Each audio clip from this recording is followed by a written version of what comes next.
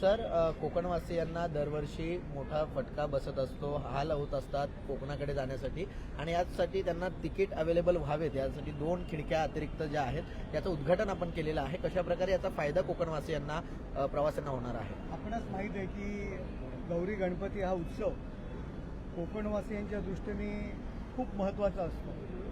जवळजवळ 90% कोकणवासीय हे गावी जात असतात आणि त्यांचं जाण्याचं दळणवळणाचं साधन एकमेव म्हणजे रेल्वे. सगळ्यांनाच काही ऑनलाईन बुकिंग करता येत नाही आणि मग लिमिटेड खिडक्या असल्यामुळे तासनतास रांगेमध्ये उभं राहावं लागतं. याकरता मी खासदार झाल्यापासून आपण 2 अतिरिक्त खिडक्या कोकणवासियांसाठी आपण रेल्वे तिकीट बुकिंगसाठी आपण सुरू करतो आणि आजसुद्धा त्या सुरू केलेल्या आहेत. कोकणवासियांसाठी ही खुशखबर आहे. त्याचबरोबर मंगलोर एक्सप्रेस 12,133 नंबर, 12,431 राजधानी एक्सप्रेस आणि 12,201 गरीब रथ एक्सप्रेस ह्या ज्या गाड्या आहेत ह्या सावंतवाडी या ठिकाणी थांबत नव्हत्या.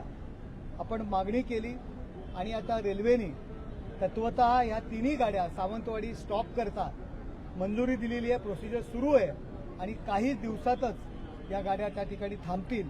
त्यामुळे एक मोठा आणखी एक दिलासा या मुंबईवासियांना ठाणेकरवासियांना मिळणार आहे.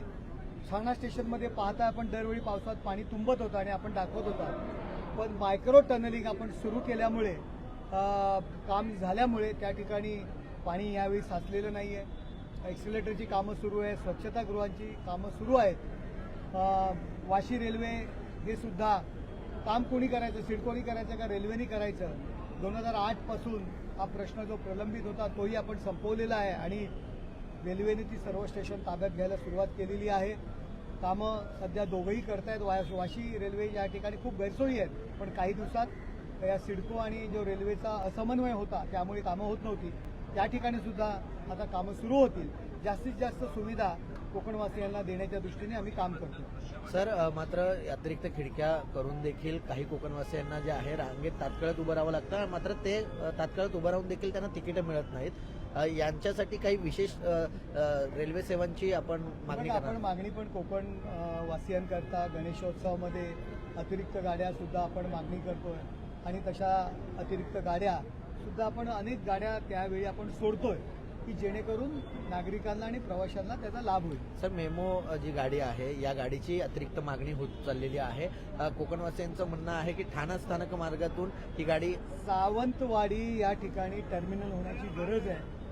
त्या दृष्टीने जर ते एकदा टर्मिनल झालं की अनेक गाड्या आपल्याला सोडता येतील. ठाणा स्टेशनवरनं गाडी सोडण्याच्या मागण्या आहेत, परंतु ठाणा स्टेशन एवढं ओव्हरपॅक झालेलं आहे. अतिरिक्त लाईन, अतिरिक्त कारशेड या सर्व गोष्टींची कमतरता आहे. आणखी जागा उपलब्ध नाही आहे आणि ठाणे आणि मुलुंड दरम्यानचं नवीन स्टेशन सुरू झालं की आपल्याला तो मार्गसुद्धा काढता येईल आणि अतिरिक्त गाड्या आपल्याला सोडता येईल. कारण अतिरिक्त गाडी सोडणं हा फक्त विषय नसतो, तर त्याला कारशेड आणि या सगळ्या गोष्टींची गरज असते. सावंतवाडीचं टर्मिनल सुरू झालं तर त्या ठिकाणी गाडीत पाणी भरणं, स्वच्छता करणं, पार्किंग करणं या गोष्टी सावंतवाडी टर्मिनल नसल्यामुळे शक्य होत नाही आहेत आणि त्यामुळे अतिरिक्त वेगळ्या स्पेशल गाड्या सोडायला थोड्याशा अडचणी येतात. त्या सुद्धा दूर करण्याचा आम्ही प्रयत्न करतो. संजय राऊत यांनी टीका केलेली आहे. धर्मवीर आनंद दिघे यांच्या नावाने एक्सप्रेस कोकणवासियांनी ठाण्यातनं सुरू करावी अशी मागणी कोकणवासियांनी केलेली आहे. संघटनेने मागणी रास्त आहे. आपण तशा पद्धतीची मागणी सुद्धा आपण रेल्वे मंत्र्यांकडे केलेली आहे, परंतु कारशेड आणि याची व्यवस्था सुरू झाली तरच आपल्याला ठाण्यापासून गाडी सोडता येईल. नवीन स्टेशनचे सुद्धा आपण वाट पाहतोय. नवीन स्टेशनचं काम दोन्ही बाजूचं काम सुरू झालेलं आहे.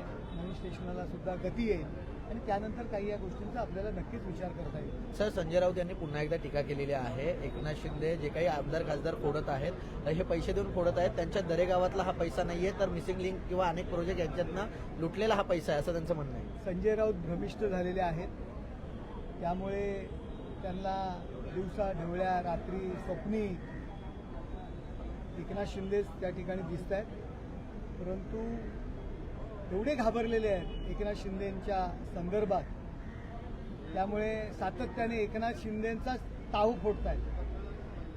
संजय राऊत यांनी प्रथम आपल्याला लोक सोडून का जात आहेत याचा विचार करणं गरजेचं आहे की जो बाळासाहेबांचा पक्ष आहे त्याचे विचार तत्व यांनी सोडलेली आहे, संपवलेली आहे. काँग्रेसमध्ये जाण्याचे सल्ले इतरांना देत आहेत, मग हे का नाही जाणार हा पदाधिकाऱ्यांच्या मनात हा मोठा प्रश्न उभा राहिलेला आहे. काँग्रेसमध्ये जाण्या अगोदरच आपण आपल्या समविचारी पक्षामध्ये जावं की प्रत्येक पदाधिकारी आणि लोकप्रतिनिधींच्या मनात या गोष्टी येतात आणि म्हणून एकनाथ शिंदे साहेबांच्या नेतृत्वाखाली सर्व लोक काम करतात. सिद्धिविनायक मंदिराबाबत ज्या काही विधान परिषदेमध्ये जे काही टिप्पणी एकनाथ शिंदे यांनी केली होती त्यावर संजय राऊत असं म्हणतायत की आम्ही सिद्धिविनायक मंदिर व्यवस्थित सांभाळलं होतं, डायलिसिस सेंटरसाठी आम्ही निधी मंजूर केला होता, मात्र आता सत्ता बदललेली आहे, त्या ठिकाणी कार्यकर्ते गेले असतात, त्यांचं म्हणणं असं आहे की तुम्ही आमच्या पक्षामध्ये प्रवेश करा तरच आम्ही तुम्हाला हा निधी उपलब्ध करून देऊ. हे बघा संजय राऊत, मी तुम्हाला नेहमीच म्हणतोय की एकनाथ शिंदेवरती चुकीचे आरोप करणं हा त्यांचा एकमेव धंदा आहे. सकाळी उभं राहायचं आणि भुंकायचं हा एकमेव काम आहे. शिंदे साहेबांनी काल विधान परिषदेमध्ये आरोप केलेला आहे. नसेल तर स्पष्टीकरण द्या. साहेबांनी आरोप केलेला आहे, जो आरोप ज्या टीका टिप्पणी एकनाथ शिंदे साहेबांनी नाही केलेले. आता जे त्यांचे मित्रपक्ष आहेत त्या मित्रपक्षातल्या सवंगड्यांनी हे आरोप केले होते, द्या स्पष्टीकरण. किंवा ते सवंगडी चुकले होते हे तुम्ही म्हणा ना, तुम्ही स्पष्टीकरण द्या. केवळ चुकीच्या गोष्टींच्या वल्गना करू नका.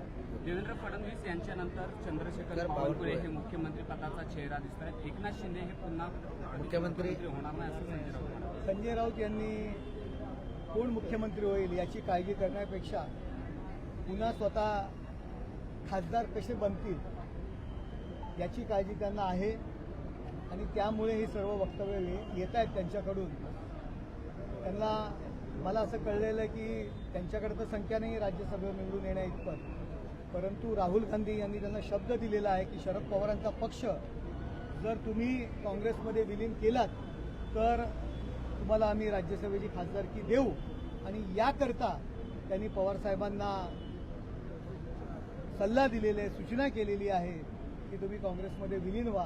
सुपारी वाजवण्याचं काम ते करतायत. सर, पुन्हा एकदा फोटो व्हायरल झालेले आहेत. ऑपरेशन टायगर पुन्हा एकदा सुरू होणार आहे, काय सांगाल या संदर्भात? मी तुम्हाला सांगतोय ना की आगे आगे देखो होता है क्या. संजय राऊत सुद्धा राहतील की नाही मला शंका आहे, कारण ते खासदार होण्याकरता कदाचित राहुल गांधी यांचं नेतृत्व ऑलरेडी त्यांनी स्वीकारलेलं आहे. त्यांच्या उंबरठ्याच्या बाहेर ते उभे राहिलेले आहेत, त्यामुळे कदाचित ते पण जातील. पण आदित्य ठाकरे आणि उद्धव ठाकरे यांच्या व्यतिरिक्त त्या पक्षामध्ये कोणच उरणार नाही, शिल्लकही राहणार नाही. सर, रामरक्षा उद्धव ठाकरे 18 तारखेला नागपूरला जाणार आहे. ठाण्यामध्ये देखील आज रामरक्षा आणि महाआरती होते, काय सांगाल? रामरक्षा हा प्रकार काय आहे, रामरक्षा कशाला म्हणतात आणि कधी यापूर्वी ठाण्यात आंदोलन करणारे आहेत त्यांनी कधी रामरक्षा वाचले का, कधी पुस्तक उघडून पाहिलंय का?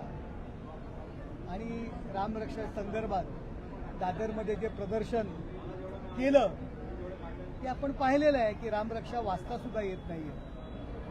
आता त्यामुळे मी याच्यावरती काय बोलणार की ज्यांनी हनुमान चालिसा आणि रामरक्षा म्हणणाऱ्या खासदारांना आत टाकलेलं आहे, त्यांच्या घरावरती हातोडा फिरवलेला आहे, ज्यांनी राम मंदिराच्या कार्यक्रमाला उद्घाटनाला उपस्थित राहण्यास नकार दिलेला आहे, त्याला थोतान म्हटलेलं आहे, त्यांनी रामाचं नाव घेणं आणि ज्यांनी रामाला विरोध केला, ज्यांनी राम मंदिराला विरोध केला, अशा इरव्यांच्या उंबरठे हे झिजवतायत आणि कंबरवरती करून मशिदीमध्ये जाऊन नमाज पडतायत. अशांनी रामाचं नाव घेणं योग्य नाहीये आणि त्यांना ते शोभत नाहीये.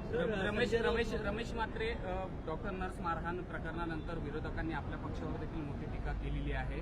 पक्षाकडनं नेमकी काय कारवाई होणार आणि कधी होणार असा प्रश्न कारण कारणे दाखवा नोटीस तयार केली. बघा, रमेश मात्रे ह्या प्रकरणामध्ये पक्षांनी योग्य ती कारवाई करायचा शब्द दिलेला आहे. कोणी त्यांचं समर्थन केलेलं नाहीये.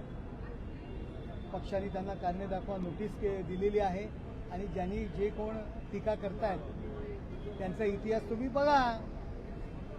रमेश म्हात्रेंनी काही दरोडा घालण्याकरता कोणाला दमदाटी नाही दिलेली आहे, त्यांचं चुकलेलं आहे. परंतु जे काही राष्ट्रवादी पक्ष, शरद पवार गट असू द्या, आणखी कोण, उद्धव बाळासाहेब ठाकरे गटाचे नेते डोंबिवलीमध्ये जाऊन मोठी मोठी भाषणं करतायत. याच रमेश म्हात्रेंना तुम्ही तुमच्या पक्षात असताना महापौराचा उमेदवार म्हणून तुम्ही संधी दिली होती, स्थायी समितीचे सभापती बनवले होते, सभागृह नेते बनवले होते, आमदारकीचं तिकीट सुद्धा दिलं होतं, महापौराचं तिकीट दिलं होतं. 30 वर्ष ते नगरसेवक म्हणून तुम्ही त्यांना तिकीट दिलं. तेव्हा रमेश म्हात्रे वाईट नव्हते का? तेव्हा तुमचे डोळे झाकले गेले होते का? तेव्हा ते चांगले होते. आता त्यांच्याकडनं चूक घडलेली आहे म्हणून एकनाथ शिंदे साहेबांवरती टीका करणं योग्य नाहीये. एकनाथ शिंदे साहेबांनी त्यांना पाठीशी घातलेलं नाहीये. सर, रमेश म्हात्रे यांचा मुलगा फरार आहे. गेल्या वर्षभरापासून त्याने अवैधरित्या सातबारे घेतलेले आहेत. बघा, असं ज्यांनी ज्या काही गोष्टी केल्या असतील, चुकीच्या गोष्टी केल्या असतील, त्यांच्यावरती कारवाई नक्की होईल.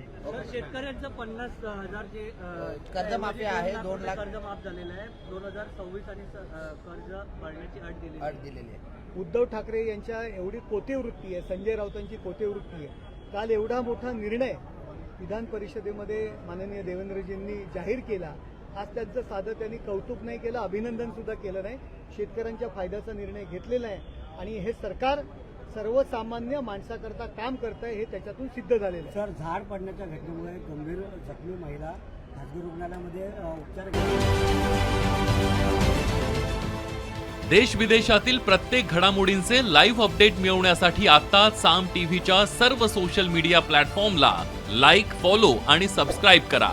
तसंच सर्व नोटिफिकेशनसाठी बेल आयकॉन प्रेस करायला विसरू नका.